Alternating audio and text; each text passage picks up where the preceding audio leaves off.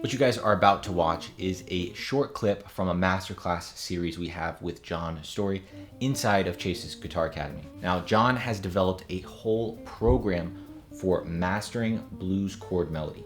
This is so that you can play unaccompanied solo guitar, and we'll do it starting over a blues form.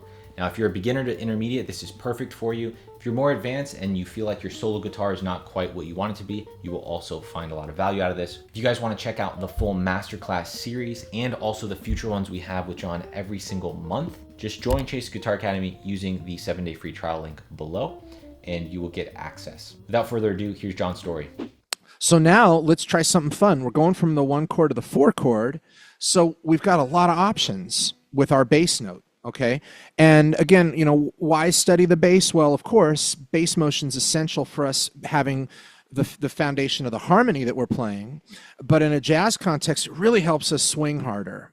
When we have a really nice, relaxed right hand and that thumb is laying down and playing. I mean, watch all those great videos of Joe Pass playing, and you just see how loose his right hand is and how his thumb, he gets such a beautiful attack with the low end when he's playing. And sometimes he uses the pick and fingers too, as we've all seen. And it's the same thing. I'm a big fan when you're really investigating this to start off with no pick and just use your fingers.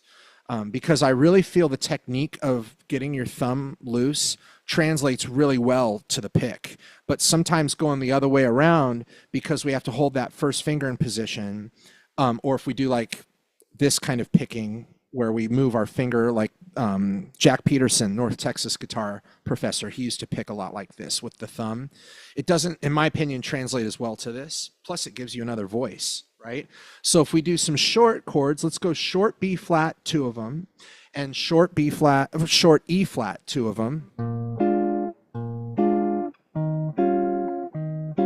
And back and forth. Practice that a little bit. That's going to help us with our next step, which is learning some bass notes that are going to connect these chords. And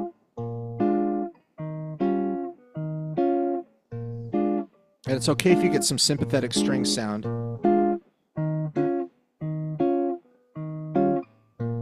Kind of go back and forth between those and practice long too.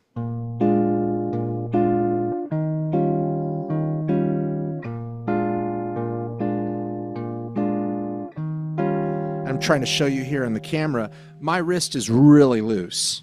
Like I always, when I teach a beginning guitarist how to play, I tell them it should be like you're shaking water off your hands, right? It should be really, really, really loose.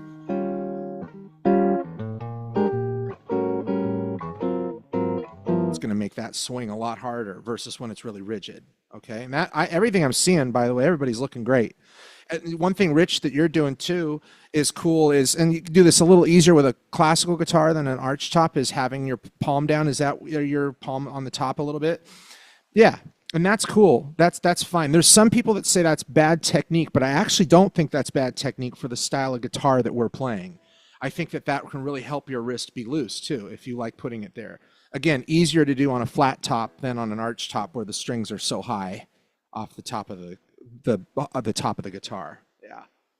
Yeah. Some of these things too, you know, when we've been playing guitar for 30 years or more, they can be almost impossible for us to change after a certain point, you know. And that's okay too. I think it's good. It's always good to look at where our technique is and try some things, but if that's comfortable for you, stick with it. Okay, so now everything's looking good. I'm seeing people do it on their screen, looking really good. Now let's add some bass notes to this, okay? So when we go from the 1 chord to the 4 chord, the most logical thing for us to do is to put the 3rd note of our 1st chord, which is the note D. We're going to add that note as a leading note into the E flat when we go to the 4 chord. It's going to sound like this. Especially when we go up like that.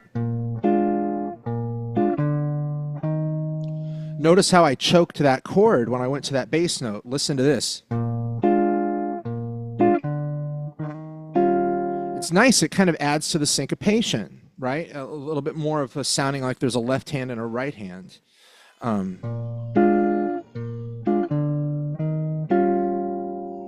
So I'm practicing short, short, short,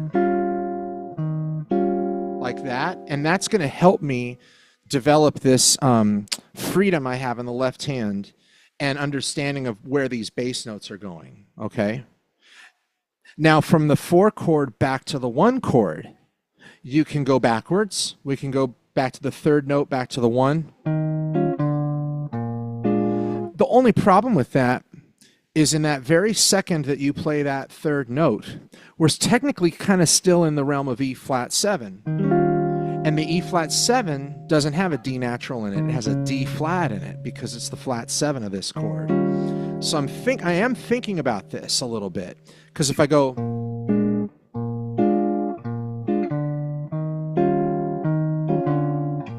it just sounds a little out. But if I play a D flat and stretch my finger, that sounds a little bit better. We can also use chromatic passing motion. And that's just a fancy $2 word for playing notes in a straight line, leading us out of a chord tone or into a chord tone. So like something like that, okay? I even used my pinky finger to reach down there. There's not a lot of rules when it comes to what finger we can use when we start walking bass lines. But just for our purpose today, I want to keep it really simple so that we can really get this down and decide some cool bass motion, especially on this 1 to 4 chord, okay?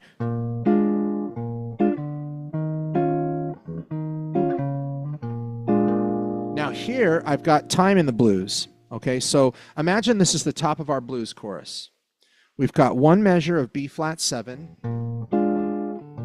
1 measure of E flat, back to B flat. Now I've got 2 bars of B flat 7. That's a lot of space for me to add notes on the top of the chord like this.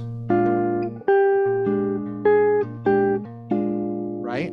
It's also a lot of space for me to do more elaborate walking bass, which is me attempting to sound kind of like what a bass player is doing and give me more of the chord tones like the root, the 3rd, the 5th, and the 7th.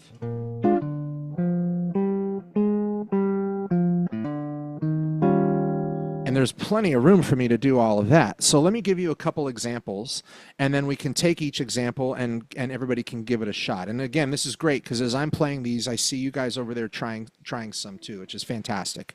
So we've got D to E flat, D flat, B flat. Now this is literally walking bass, okay?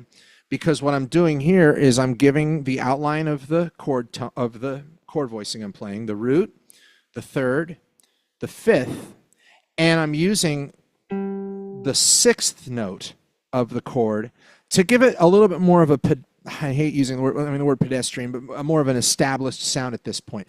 Because the chord motion's not moving at this particular moment in the form. We're just staying on B flat for 2 bars. If we were going to E flat, or if we were going to another chord, maybe I would throw in that dominant 7th. It would give it a little bit more pull. Right?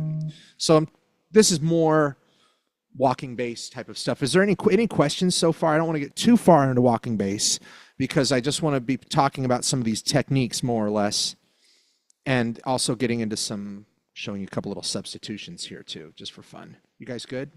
Chase, you good? Cool. Yeah, John, I had a quick question on that. When we have that B flat 7 for 2 measures, we're kind of staying there. Could you maybe just talk about some other options or ideas for when we're just kind of staying on that chord? Totally. Okay. So let's talk about the 3 big options. We can change the bass note and highlight the bass. We can change kind of the middle of our chord and keep the bass intact like this. So here's the E flat.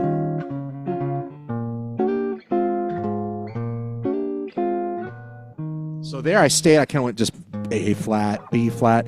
Then I played, if everybody knows this B flat 9 chord, drop that bass note and you get this kind of a sound.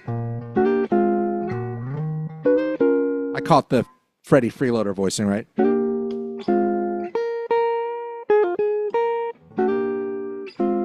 Right? right? So it's got that dominant 9 sound. Then the third option is we can change the high note, which you're kind of doing with the Freddie Freeloader riff too. But the high note would be like,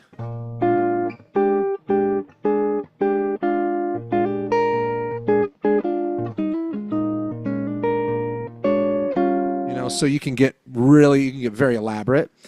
I guess there's even a fourth kind of ghost option here, which would be imagine yourself as 2 guitar players. One's the chord guitar player and one's the lead guitar player, and you're call and responsing yourself. A good example of this is Kenny Burrell on Chitlins Con Carne, where you're.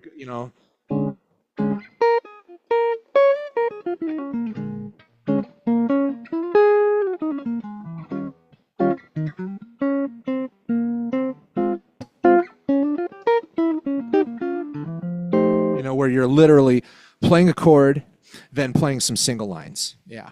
So those would be some options. And I'd say if you're a beginner, then a really good thing to do actually is this discussion today. Focus on the bass, because chances are, if you've not played a lot without the pick, it can be a little flimsy at first. You're gonna catch your thumb on the string, and it's kind of a fun opportunity to take a file and get your nail on your right thumb.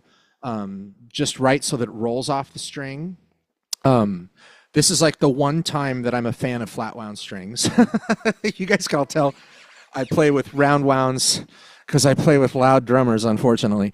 But when you're playing solo guitar at home and you have a nice arch top or a nice classic nylon string, in the case of a steel wound guitar, man, flat wounds are really helpful for this kind of stuff, because you just get less of the sound of the fingers coming off the string and less of that too. So for beginners, stick with the thumb and really stick with this idea of I'm going to connect my right hand and my left hand. So when I play the bass note, I put the finger down. When I play the chord, I put the finger down. And the simple bass line that I'm teaching you here would be just the 1 to the D natural, because we're outlining the key of B flat. That's the third. It's the leading tone to E flat. Then from here, let's flat that D and make it do that, because in that moment we're in the quote key of E flat 7, right? We want to have that flat 7 back to B flat. And you can practice this in those 2 bars.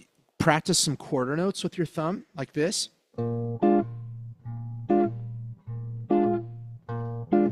And make the chord short. Boom, cacoom, boom, cacoom.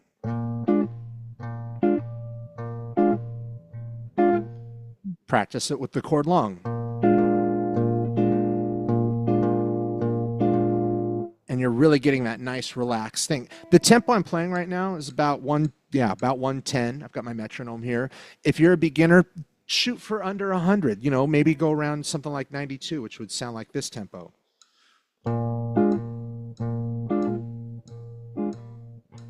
And I'm really keeping all this nice and light in the right hand. There's something weird about that with our instrument. When you play lightly, your tone is really fat and warm. When you play tense, your tone is thin and brittle, and it's whether you're playing with a pick, a thumb pick, a flat pick. It's really strange how that works with the guitar. I can tell you right away if you're playing tense with your sound, even before it comes through an amp, if you're just playing acoustically, okay? So now back to this sheet here. I mentioned kind of a couple bullet points here. We've talked a lot about 1 to 4, okay? Now there's some substitutions we can throw in there too for fun.